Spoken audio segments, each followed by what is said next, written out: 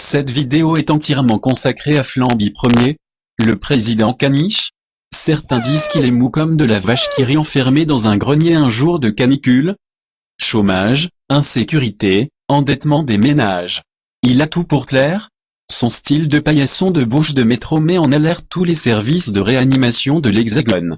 Son programme politique, poser son cul sur une chaise pendant 5 ans et commenter l'actualité en essayant de plaire à tout le monde, l'effet boomerang dans l'anus garanti.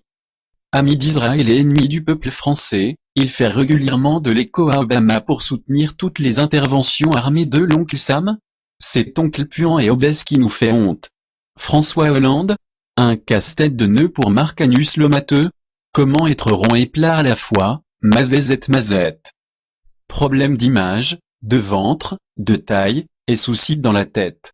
La médecine du siècle XXI ne peut toujours rien faire devant ces intouchables qui cumulent les handicaps. C'est con. On pourrait croire que comme le français moyen est con, François est tout à fait normal. Là je rigole. Son QI se compte en réalité sur les doigts de la main d'un homme tronc. J'en tiens pour preuve la photo qui le montre retirer son casque à moto sur le trottoir, en rendant visite à sa poule de luxe. À force de traîner sa frite huileuse de chat de gouttière, les plus grands experts vétérinaires préconisent la castration physique afin qu'il reprenne ses esprits.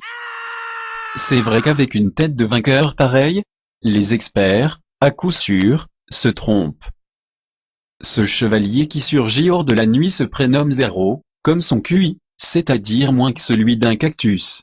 Les boules. J'ai horreur de dire du mal des gens mais là, effectivement, il est atrocement con. Et même si le ridicule ne tue pas, on garde souvent son étiquette de pauvre type jusqu'à la mort. Une seule question demeure. François se polie-t-il le chinois à longueur de journée?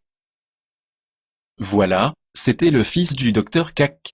Comme c'est archi con.